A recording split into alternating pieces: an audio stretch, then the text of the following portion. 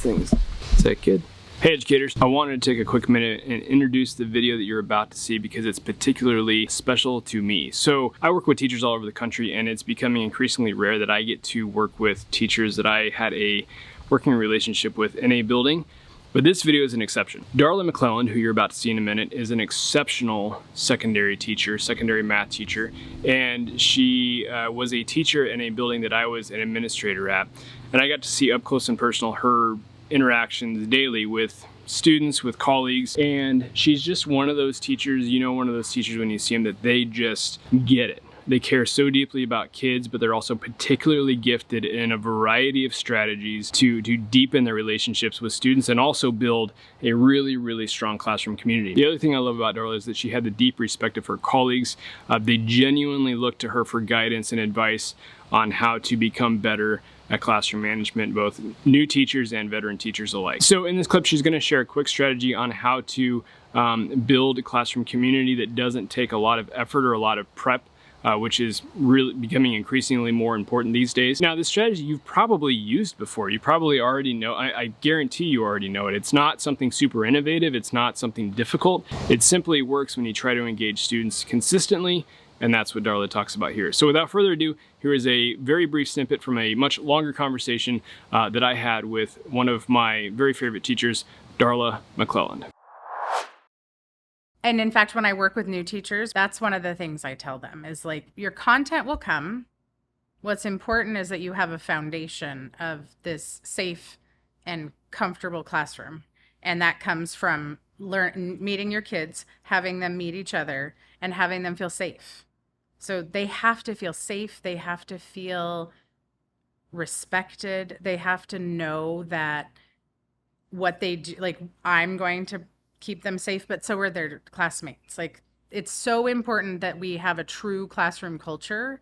And I know a lot, like, people talk about that, but I think the success comes in really ultimately not thinking about the content, but really that group of people. And so I do things like, I don't know, community circles. I do would you rather questions every day, and that starts at the beginning.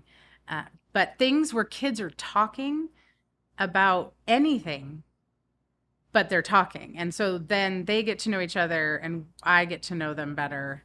And that culture, that non-math related part of our class is what helps us get to the math or get to that content.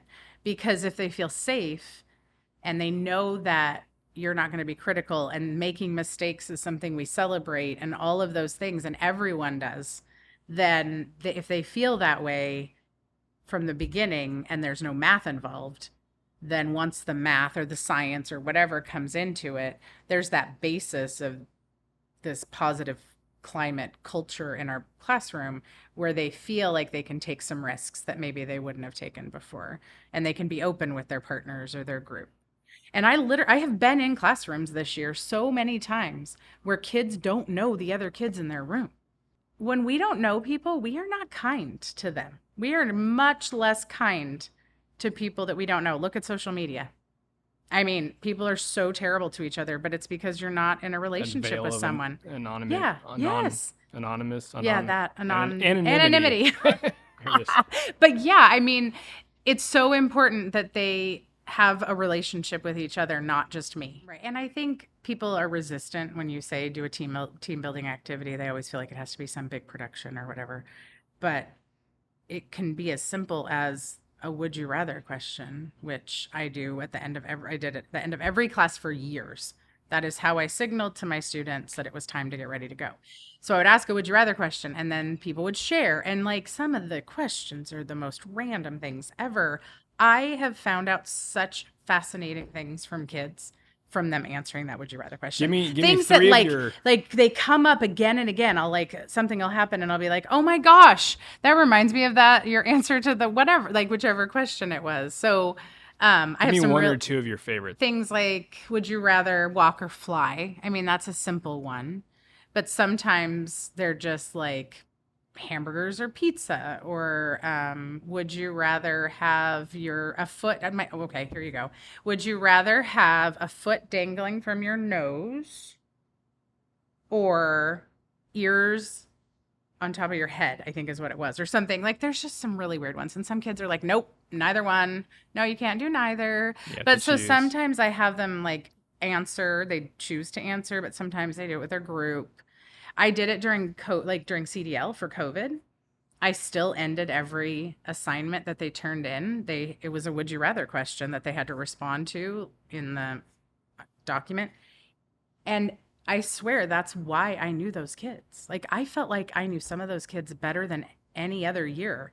And I think most of it was that question. They would write so many things. Their answers would be sentences long. So they wouldn't just answer, and this probably happens in live class too. Mm-hmm. It's not just like, oh, the foot tingling from the nose, but it's that because. Yeah, they'll be like, oh, that's terrible. And you get to hear their weird rationale for all this kind of stuff. But in the context of, in the process of that, dozens and dozens, or over 100 times throughout the year, you definitely get to know how a kid thinks, what they think about certain things, how they relate to one another. Yeah, that's fascinating. And I had kids during CDL that would do none of the math, and they would go to that would you rather question and then submit their work after answering it. But they would still answer that would you rather question. They talked about it all the time, about like, I love that we do that would you rather question. Huh. And it's just nothing. I mean, it's like such a silly little thing. So team building doesn't, and you don't have to have a bunch of supplies on a table and like do some engineering thing. Like, it doesn't have to be big. It can be so small.